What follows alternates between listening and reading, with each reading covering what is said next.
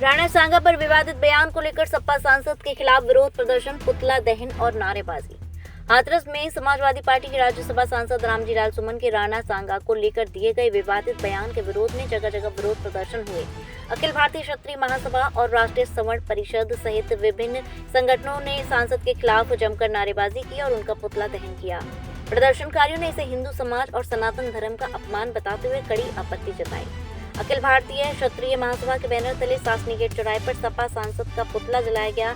इस दौरान महासभा के राष्ट्रीय महामंत्री मतेंद्र सिंह गहलोत, मुन्ना सिंह कुंडेर, जोगिंदर सिंह, गौरव प्रधान, हरीश सेंगर सहित अन्य पदाधिकारी और कार्यकर्ता मौजूद रहे। प्रदर्शनकारियों ने सांसद के बयान को शर्मनाक बताते हुए कहा कि ये क्षत्रिय समाज और हिंदू संस्कृति का अपमान है, जिसे बर्दाश्त नहीं किया जाएगा।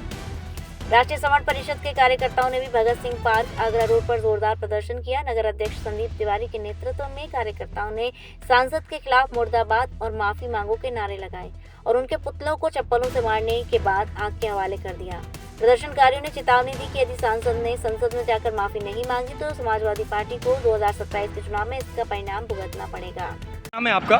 मैं राष्ट्रीय सवर्ण परिषद से संदीप तिवारी। आप लोगों ने ये पुतला फूंका, किसका पुतला फूंका और क्यों फूंका? ये रामजी लाल सुमन का पुतला है, जो कि रामजी लाल सुमन ने कल संसद में खड़े होकर बयान दिया है, हिंदुओं को और क्षत्रियों को गद्दार बोला है, इसलिए हमने रामजी लाल सुमन का पुतला दहन किया है। क्या मांग है आपकी? हमारी मांग है रामजी लाल सुमन संसद में जिस तरीके से उन्होंने ये बयानबाजी किया उसी तरीके से माफी मांगे, अन्यथा रामजी लाल सुमन को ये देखने को मिलेगा कि अभी तो हाथों से पुतला दहन हुआ है, भारत के एक एक कोने में पुतला दहन होगा और अखिलेश सरकार को, अखिलेश यादव को इसका 2027 में भुगतान देना पड़ेगा। रामजी लाल सुमन जी ने जो बदतमीजी की है, इनको ईंट का जवाब पत्थर से हर गली, हर मैं राजपूत समाज से कहूँगा, जे जहाँ भी किसी भी जिले में हो उसी जिले में चप्पलों से स्वागत करना है इस आदमी का, और ऐसी चीजें बर्दाश्त नहीं करेगा ठाकुर समाज। और हमारा ठाकुर समाज पूरे उत्तर प्रदेश में एक है, हम सब पूरे भारत में एक है, और अपने बड़े बूढ़ों का, बुजुर्गों का अपमान कहीं होगा। आप लोग ऐसों को चुनकर वहाँ भेज देते हैं, पार्टी हमें टिकट दे देती है 1 मिनट के अंदर और इनको वहाँ भेजा जाता है। इसके खिलाफ भी हम जंग छेड़ेंगे अपनी।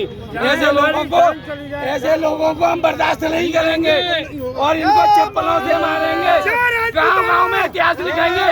अपनी बार रामजी लाल सुमन तुम्हारी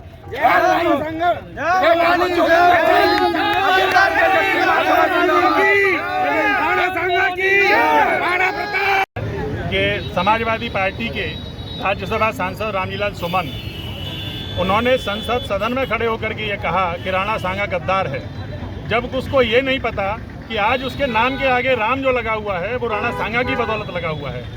ये सांसद प्रतिनिधि चुन कर के चले जाते हैं, इनको बोलने की ये तमीज़ नहीं रहती कि हमें क्या बोलना चाहिए। इन्होंने इतिहास को कभी पढ़ा नहीं, ये इतिहास के बारे में कुछ जानते नहीं, वहाँ जा कर के अनर्गल बोलते रहते हैं और एक